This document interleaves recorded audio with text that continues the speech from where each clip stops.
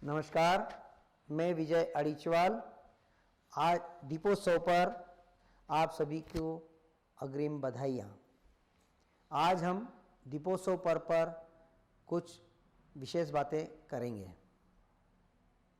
दीपोत्सव 5 दिनों के लिए मनाया जाता है। 3 दिन के लिए विशेष रूप से मनाया जाता है क्योंकि उसमें 3 दिन गोत्री रात्रि व्रत का उल्लेख भविष्य पुराण और स्कंद पुराण में है। भविष्य पुराण में एक बहुत बड़ा उल्लेख ये है कि जब राजा बलि को बामन भगवान ने पाताल लोक में भेज दिया था, तब उन्होंने एक ही याचना की थी कि प्रभु मुझे वर्ष में एक बार 3 दिन के लिए पृथ्वी का राज्य भी सौंपें। तब भगवान विष्णु ने कहा कि ठीक है, तुम 3 दिन पृथ्वी पर राज करोगे। वह 3 दिन धनतेरस, चौदस और अमावस्या दीपोत्सव वाला दिन था। चौथे दिन जो अन्नकूट है, उस दिन राजा बलि की पूजा का उल्लेख पुराणों में है। अब मैं आपको वह रोचक जानकारी देना चाहता हूं जो स्कंद पुराण में उल्लेखित है।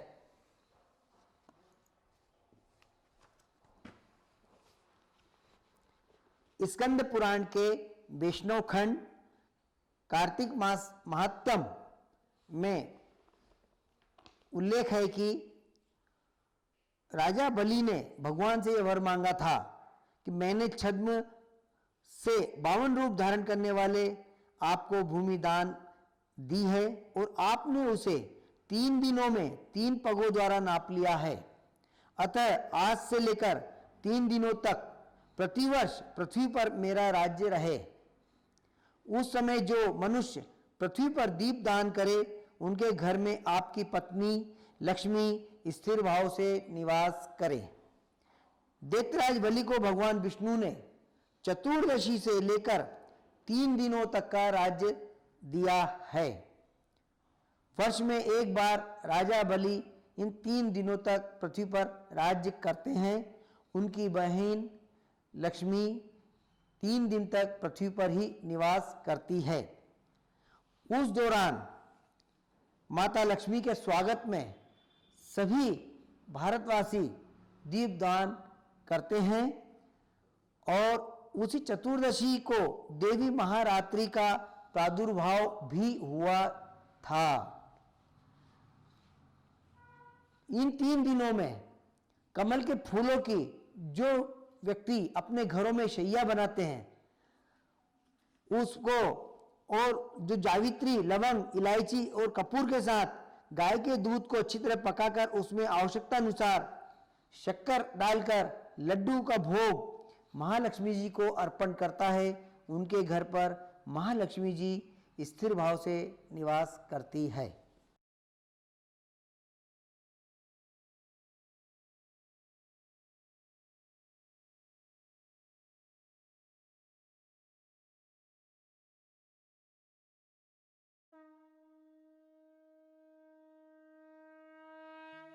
धनतेरस पर यमदीप दान, धन्वंतरी पूजा, गोत्री रात्रि व्रत का प्रारंभ होता है।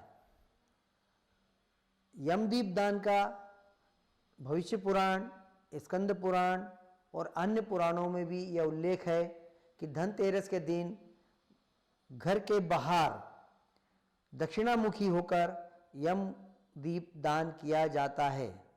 यम दीप दान करने से अपमृत्यु का भय समाप्त होता है, यह पुराणों में स्पष्ट उल्लेख है। गोत्री रात्रि व्रत में तेरस, चौदस और अमावस्या को गायों का पूजन, उनको मिठाई मिष्ठान खिलाना, उनकी पूजन करना, उनकी सेवा करना, ये उल्लेख किया गया है।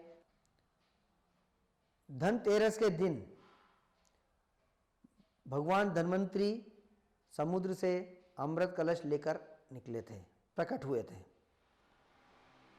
धनतेरस के दिन सुरभि गो भी समुद्र से प्रकट हुई थी। धनतेरस के दिन यमुना नदी में स्नान करने से भी पाप नाश होते हैं, यह पुराणों में स्पष्ट उल्लेख है। गोत्री रात्रि व्रत इसीलिए किया जाता है कि धनतेरस के दिन सुरभि गौ समुद्र से उत्पन्न होने से उसका 3 दिन तक व्रत, उपवास और पूजन किया गया था। धन्वंतरी पूजन के लिए वेद और आयुर्वेद के ज्ञाता धन्वंतरी भगवान की स्थापना करते हैं, मूर्ति स्थापना करते हैं, पूजन करते हैं और उसके बाद उनके उस शाम को मूर्ति का विसर्जन भी वो करते हैं और शाम को यमदीप दान होता है। धनतेरस के दिन यमदीप दान घर के बाहर ही किया जाता है, न कि मकान की छत पर। घर के बाहर दक्षिणाभिमुख होकर उस थोड़े से अन्न रखकर उसके ऊपर चौमुखी दीपक जलाया जाता है। दक्षिण मुख होकर के यम के नाम पूजन कर और उनका दीपदान किया जाता है।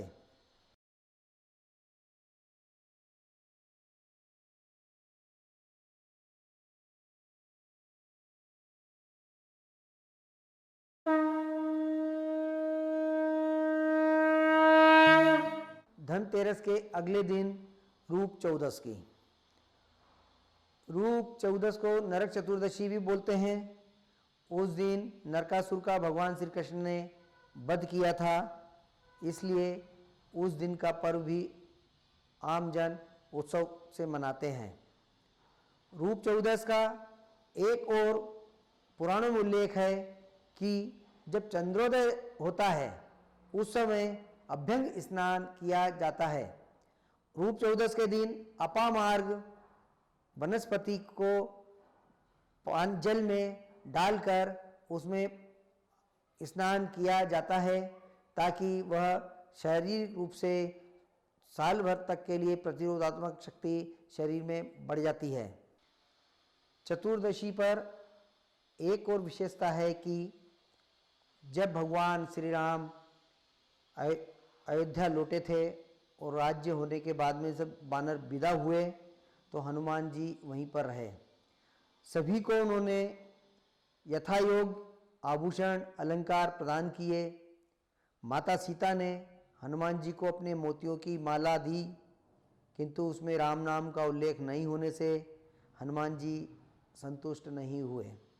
तब माता ने देखा कि हनुमान संतुष्ट नहीं है, तब सीता माता ने अपने सुहाग का सिंदूर द्रव्य निकालकर हनुमान जी को दिया, तो हनुमान जी भगवान श्री राम का सौभाग्य पाकर इतने अभिभूत हो गए कि उन्होंने पूरे शरीर पर वह सिंदूर मल लिया और उस दिन से हनुमान जन्म महोत्सव मनाना शुरू हो गया। इसीलिए इसी दिन से हनुमान जी को सिंदूर चढ़ाया जाने लगा और कई भक्त अब हनुमान जी को सिंदूर का चोला चढ़ाने लगे हैं। इससे हनुमान जी पूर्ण रूप से संतुष्ट होते हैं और उनका मनवांछित फल प्रदान करते हैं।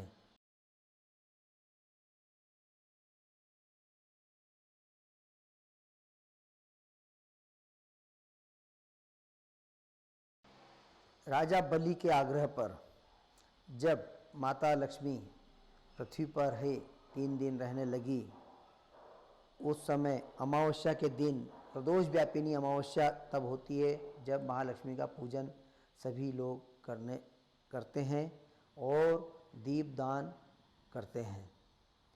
माता लक्ष्मी के पूजन के लिए कमल के फूलों की घर में एक शैया बिछाई जाती है। जिस घर में साफ सफाई होती है, जिस घर में आस्था और श्रद्धा से माँ लक्ष्मी का आह्वान किया जाता है, महालक्ष्मी सहस्त्र नाम का पाठ किया जाता है, महालक्ष्मी की षोडश उपचार से पूजा की जाती है, उस घर में माँ लक्ष्मी प्रसन्न चित्त होकर विराजमान रहती है। दीपोत्सव के दिन महालक्ष्मी का पूजन सभी लोग अपनी कुल परंपरा के अनुसार करते हैं। ज्योतिषी शास्त्र के अनुसार स्थिर लग्न और शुभ लाभ अमृत चौघड़िया में भी लक्ष्मी पूजन किया जाता है। वृषभ, सिंह, वृश्चिक और कुंभ स्थिर लग्न है। इन लग्न में लक्ष्मी की पूजा करने से धन या लक्ष्मी स्थिर रूप से निवास करती है। मिथुन, कन्या, धनु, मीन ये द्विस्वभाव राशि है। इन राशि में भी लक्ष्मी पूजन किया जाता है, किंतु अधिकांश विद्वज्जन स्थिर लग्न में ही लक्ष्मी पूजन करना अधिक श्रेयस्कर मानते हैं। चर लग्न मेष, कर्क, तुला, मकर राशि का होता है। इसमें विद्वान जन लक्ष्मी पूजन कम ही कराते हैं, क्योंकि चर लग्न होने से लक्ष्मी के स्थिर होने की मान्यता नहीं मानते हैं। इस कारण से चर लग्न में पूजा कम ही लोग कराते हैं। दीपावली पर कुछ रोचक बातें हैं जो दीपोत्सव मनाने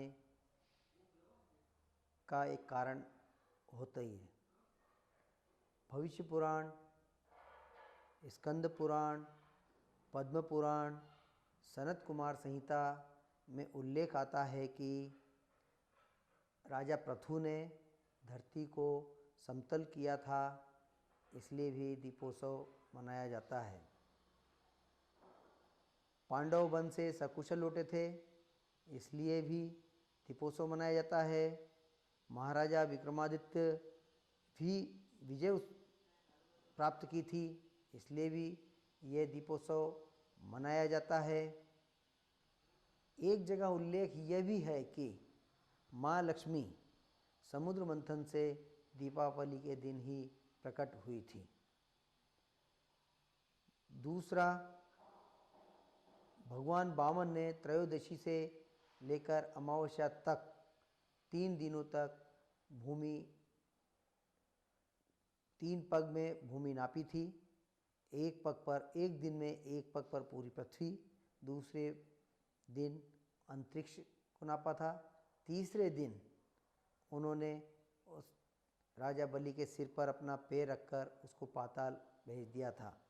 अमावस्या के दिन ही राजा बलि ने भगवान विष्णु से वरदान प्राप्त किया था।